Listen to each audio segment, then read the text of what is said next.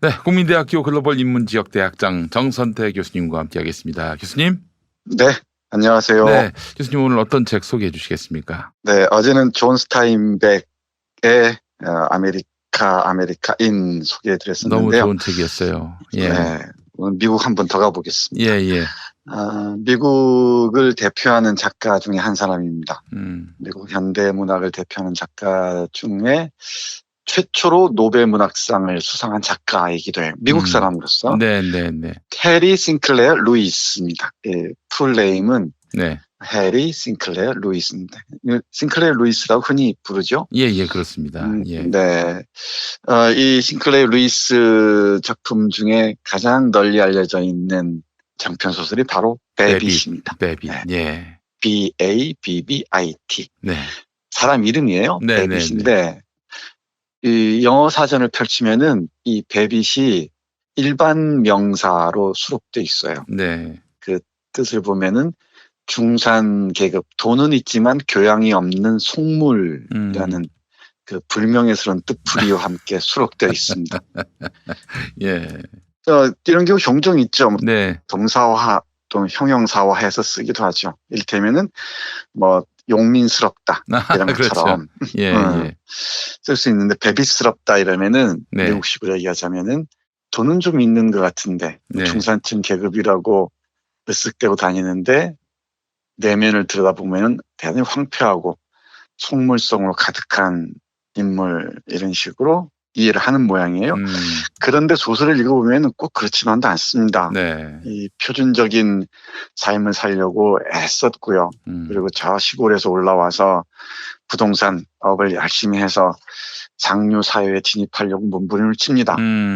그런데 상류사회에서는 제대로 받아들여주지도 않고 또 이 자신이 꿈꾸는 세계, 정배인주에 가서 자연과 함께 사는 것 또는 아름다운 소녀와 사랑하는 것 이런 꿈들도 다 깨져버리는 네. 정작 자기가 하고 싶은 일은 제대로 못하고 사는 요즘 현대인들의 뭐 비애랄까요? 슬픔을 얘기하는 인물이기도 해요. 근데 분명한 건 이 작품이 1920년대가 배경인데요. 1920년대 미국의 불안을 잘 보여준다는 점은 우리가 기억해야 할 것 같습니다. 네.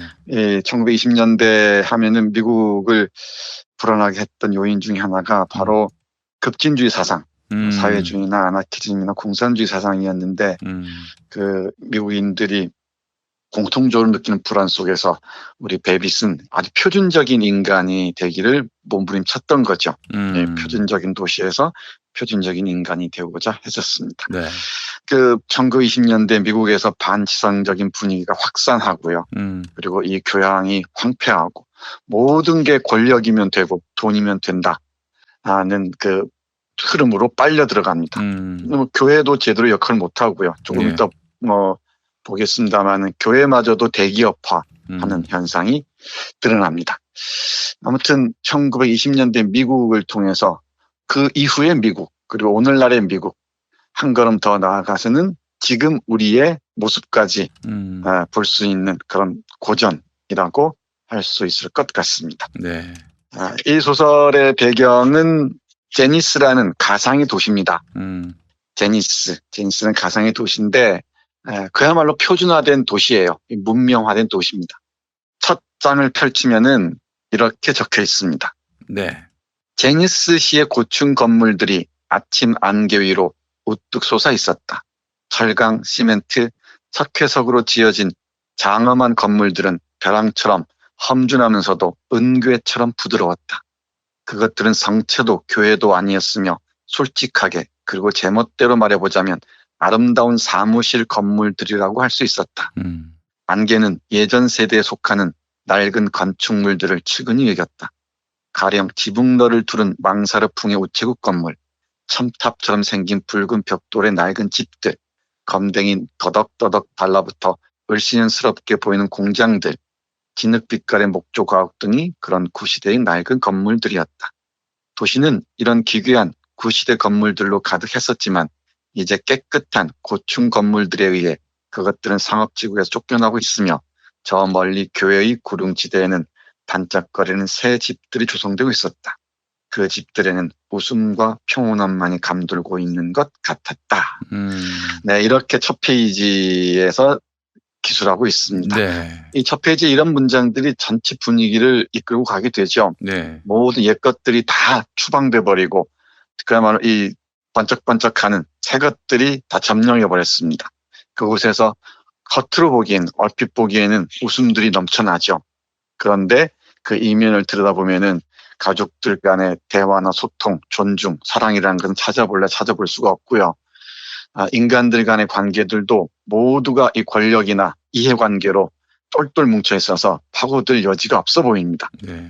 예컨대 하이클래스는 하이클래스대로 모이고 또 중간층은 중간층대로 모이고 또 그렇지 못한 사람들은 그렇지 못한 대로 모이면서 철저하게 이게 구분되어 있는 구분선이 분명해 보이는 그런 미국 사회의 뭐랄까 일종의 이 각박한 모습을 네. 잘 보여주고 있습니다.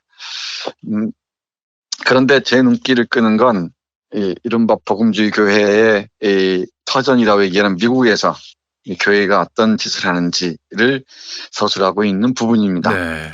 그런데 이 제니스 시의 이 마크 먼데이라는 사람이 살았어요. 네. 이 사람은 원래는 권투 선수였는데 제대로 대접을 못 받으니까 이 복음 전파자로 나섭니다.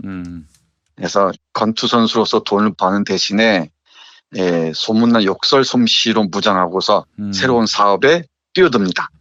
그게 바로 주님을 파는 일이었습니다. 그러니까 뭐 간증 집회 다니면서 전도 활동 벌이는데 말은 아주 그냥 거칠게 그냥 노골적으로 이야기하는 그런 사람들이 또 먹힙니다, 교수님. 네, 누구 보는 것 같죠? 예. 네, 이 마이크 먼데이라는 목사, 권투 출신 목사의 성공담 조금 읽어드리겠습니다. 권투보다는 주님을 섬기는 편이 훨씬 소득이 많았다. 그는 이제 큰 돈을 벌고서 은퇴할 예정이었다. 그것은 아주 훌륭하게 거두어들인 소득이었다. 그에 관한 최근의 기사를 인용하면 이러하다. 목사 먼데이는 강력한 메시지를 가진 선지자로 구원업계의 가장 뛰어난 세일즈맨임을 입증했다. 그는 놀라운 조직력을 발휘하여 정신부흥의 경상비를 전례 없이 낮은 수준을 유지했다. 그는 20만 명이 넘는 길 잃은 영혼들을 두당 평균 $10도 안 되는 비용으로 개과천선시켰다. 이 구원업계의 가장 뛰어난 세일즈맨이었다고 얘기를 합니다. 대단한 조직력을 발휘해서 네. 정신부흥의 경상 비용을 아주 낮췄대요. 20만 명이 넘는 길 잃은 영혼들을 두당 평균 $10도 안 되는 비용으로 개과천선의 길로 끌어들였다고 얘기를 합니다. 예. 씁쓸하죠? 네. 남의 얘기 같지가 않아요. 네. 거창하게 뭐 구원을 얘기하고 사람의 영혼을 정화하는 그 얘기를 하는데 그 이면에서는 이런 돈벌이에 연연했던 것입니다. 이런 상황에서 심미적인 지성들, 아름다움을 분별할 수 있는 지성들이 끼어들 여지는 없습니다. 네. 모든 게 도구화한 이성들이고요. 모든 걸 물질적으로 환산하지 않으면, 화폐로 환산하지 않으면 끼어들 여지가 없습니다. 네. 예를 들면 문학이라는 것도 광고를 위해서 도움이 될 경우만 쓸모가 있다고 얘기하지 뭐 그렇지 않고 쓸모가 없다고 얘기를 합니다. 뭐 사실 대학도 그렇지 않습니까? 취업이 잘 돼야만 그 대학의 가치가 있는 것처럼 판단되는. 셰익스피어니 뭐 워즈워드니 배워봤자 무슨 소용이 있느냐는 거예요. 이 시인이나 소설가들도 돈을 버는데 돈 될 수 있어야만 비로소 의미가 있다고 얘기하는 거죠. 네, 참 놀라운 그 통찰이 아닐 수가 없죠. 지금 돌이켜봐도 참 남 얘기가 아닙니다. 네. 여기 이런 삶을 살던 이 데빗에게도 환멸이 찾아오곤 하겠죠. 네. 자기가 원하는 사랑도 다 지나가 버리고 자기가 진입하고자 하는 그 하이클래스 소사이어티에서는 이른바 상류 계층에서는 자신을 받아들이지 않고 어떻게든 아부하려하지만은 자기가 얼마나 비루해져 보이기도 하겠습니까? 이 기계적인 삶에 대한 깊은 환멸에 고통스러워하는 장면 읽어보겠습니다. 네. 그는 삶의 무게를 의식하게 되었고 그러자 좀 슬퍼졌다. 인생에 확고한 낙관론을 부여해주는 버질 건치가 없는 상황에서 그는 자신의 생활 방식이 터무니없이 기계적이라는 느낌이 들었고 내심 그것을 절반쯤 수긍했다. 부실하게 날림으로 지은 주택을 좋은 값에 팔아치우하는 사업도 따지고 보면 기계적인 것이었다.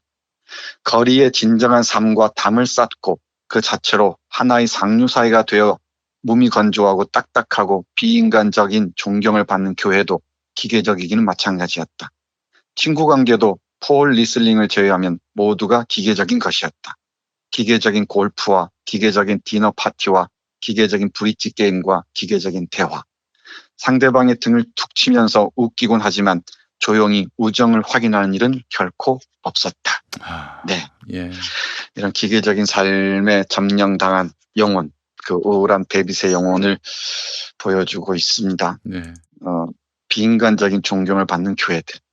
그리고 친구 관계도 모두 기계적일 수밖에 없고, 뭐 골프니 디너 파티니 뭐 카드 게임이니 이런 게 다 기계적인 대화로 이어질 수밖에 없고, 그리고 조용히 우정을 확인하는 일은 결코 찾아볼 수가 없이 그저 기계처럼 실없는 농담이나 주고받는 것으로 끝난다는 거죠.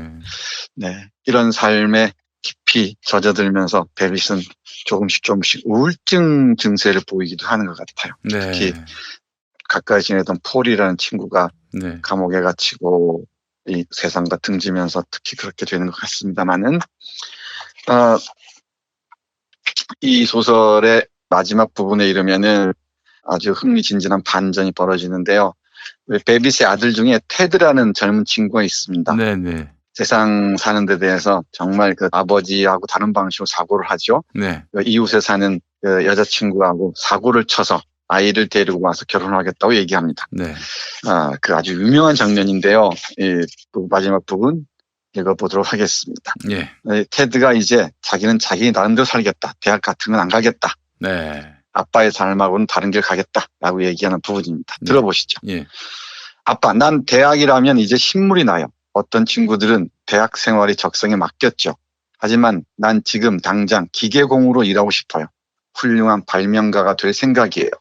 당장에 주당 $20를 주겠다는 공장도 있어요. 글쎄, 베빗은 생각에 잠긴 채 천천히 방안을 걸었다. 그는 갑자기 늙어 보였다. 나는 늘 네가 학위를 취득했으면 하고 바랐단다. 그는 골똘히 생각하면서 다시 방 안을 뚜벅뚜벅 걸었다. 하지만 나는 결코, 자, 부디 엄마에게는 이 얘기를 전하지 마. 이걸 알면 엄마는 얼마 없는 내 머리카락을 다 잡아 뜯을 거다. 평생 동안 난 내가 원하는 일을 단 한 가지도 해보지 못했다. 그냥 시류를 타고 흘러가는 것 외에 뭘 성취했는지 모르겠어. 5m 중에서 0.5cm쯤 앞으로 나아갔을까? 하지만 너는 앞으로 더 많이 나아갈 거야. 난 잘 모르겠지만 네가 스스로 장래 무슨 일을 하고 싶어 하는지 명확하게 알고 있고 또 그것을 실천하려 한다는 사실은 은근히 기쁘구나. 저기 밖에 있는 사람들은 너를 위협하며 길들이려 할 거야. 그들에겐 그들 일이나 신경 쓰라고 해. 나는 너를 응원할게. 네가 원하면 공장 일을 해. 가족들의 비난을 겁내지 마. 제니스의 모든 사람들도 신경 쓰지 마. 나처럼 자기 자신을 두려워할 필요도 없어. 애야, 앞으로 씩씩하게 나아가라. 세상은 네 것이다. 베빗과의 두 남자는 서로 어깨동무를 하고서 응접실로 나아가 급습하듯이 그들에게 덤벼드는 가족과 맞섰다. 아마 미국 문학사의 명문장으로 남아있을 겁니다. 네, 자기의 삶은 자기 스스로 간중거릴 수 있어야 한다는 거죠. 자신이 챙기지 않으면 자기 삶을 아무도 챙겨주지 않는다는 것입니다. 네. 남의 눈치 때문에 자기 삶을 허투루 살았다는 회한이 이 베빗의 내면에서 일고 있는 것처럼 보입니다. 그래서 아들에게 남의 눈치 보지 말고 네가 하고 싶은 일을 당당하게 해라. 그 길로 나아가라. 라고 얘기합니다. 근데 자신은 스스로까지 두려워하면서 뭔가에 겁먹어서 질린 듯이 살아왔다는 게 베빗 스스로의 반성이랄까 깨달음인 모양입니다.